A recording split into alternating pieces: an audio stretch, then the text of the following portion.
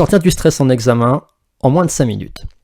Alors tout d'abord, à propos du stress, je voudrais vous parler de quelque chose qui ne marche pas. Quand on est très stressé, ça n'est pas la peine de s'entendre dire « calme-toi ». Quand le stress est installé, on n'a plus la capacité de raisonner. Et donc, il faut utiliser une voie rapide sans passer par l'analyse. Mais comment le stress s'installe ? Le stress peut s'installer d'abord par une pensée. Ça peut être cette pensée « c'est aujourd'hui le jour de l'examen ». Il peut s'installer aussi par le biais d'un stimulus ou une sensation physique. Par exemple, j'ai mal au ventre, je sens une odeur de peinture, j'entends une sonnerie. Ces différents stimuli en eux-mêmes n'ont pas de signification au niveau du stress, mais dans mon histoire personnelle, peut-être qu'ils ont un jour été liés à une sensation de stress. Et donc pour moi, chaque pensée, chaque stimulus est un signal de stress qui va être analysé par le cerveau. Le cerveau va se livrer donc à une analyse des signaux de stress, et ce processus, par exemple, dans le cas du mal de ventre, va donner ceci. Le cerveau détecte un mal de ventre. Ce mal de ventre, par le passé, a été associé à une sensation de stress. Et donc sa réaction sera de se demander « est-ce que je suis stressé maintenant ?»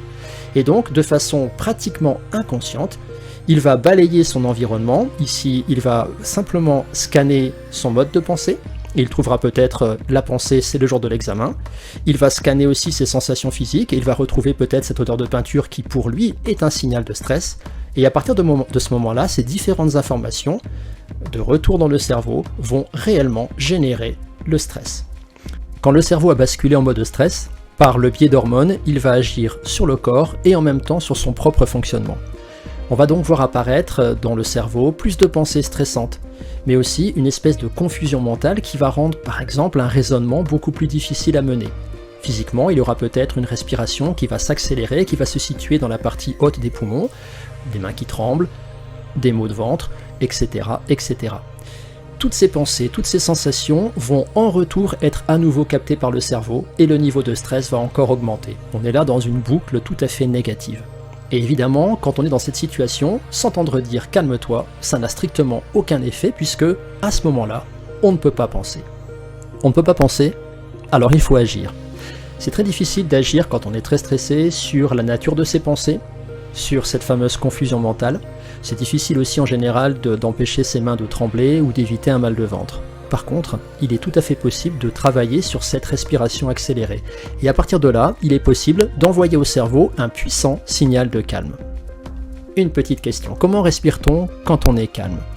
Eh bien, quand on est calme, on respire par le ventre. On peut appeler ça une respiration basse. Cette respiration est ample et cette respiration est lente. Voici comment pratiquer la respiration calme. Alors dans l'idéal, il faut pratiquer ça pendant 1 minute minimum.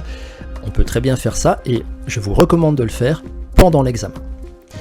On commence, si c'est possible, par mettre une main sur son ventre. Puis, on inspire pendant 4-5 secondes en gonflant le ventre. L'image, c'est d'avoir un ventre qui va repousser la main vers l'avant. Ensuite, on bloque la respiration pendant 1 à 2 secondes. Puis, on expire pendant 4 ou 5 secondes en creusant le ventre. Et l'image à garder, c'est un ventre qui va attirer la main. On bloque la respiration et ensuite on recommence le cycle. Pourquoi la respiration calme fait chuter le stress ? Quand on respire calmement, immédiatement le cerveau se dit qu'il n'est pas stressé. C'est un processus complètement inconscient, puisque pour lui, par habitude, il sait que ce mode de respiration est lié au sommeil, à la détente profonde. L'intérêt de cette méthode, c'est qu'il y a déjà un premier signal positif, qui est extrêmement efficace, qui est envoyé parmi tout un ensemble de signaux négatifs qui, eux, étaient là pour faire monter le stress. Dans cette méthode, en plus de ce signal, il va y avoir l'obligation de se concentrer sur la respiration. Et c'est cette concentration sur la respiration qui va être la clé pour faire chuter le stress. On se rappelle que le stress va monter à cause de pensées stressantes, de confusion mentale, de mains qui tremblent, de maux de ventre. Ce sont des signaux qui, captés par le cerveau, augmentent le niveau de stress. Mais quand on se concentre sur la respiration, quand on focalise son attention uniquement sur la respiration, on n'a plus de pensées stressantes puisque tout simplement on ne peut pas les développer. La confusion mentale disparaît puisque cette concentration va ordonner notre façon de penser. En général, quand on se concentre sur quelque chose de façon intense, les sensations physiques ont tendance à disparaître et on va petit à petit perdre cette sensation de mains qui tremblent, de mal de ventre, et ces signaux qui allaient au cerveau pour générer du stress, petit à petit vont disparaître. Pour conclure, la respiration calme va induire de façon complètement inconsciente une sensation de détente. Le stress va baisser. Le fait de se concentrer sur cette respiration va bloquer un certain nombre de signaux qui déclenchaient le stress dans le cerveau. À partir de là, le cerveau va répondre en émettant de nouvelles hormones dans le corps, et ces hormones, qui vont constituer finalement une réponse positive, vont faire baisser les manifestations du stress à la fois dans le corps et dans le fonctionnement du cerveau lui-même. Alors, quand le stress sera là, respirez consciemment par le ventre. Voilà, c'est terminé, alors je vous dis à très bientôt pour une nouvelle vidéo.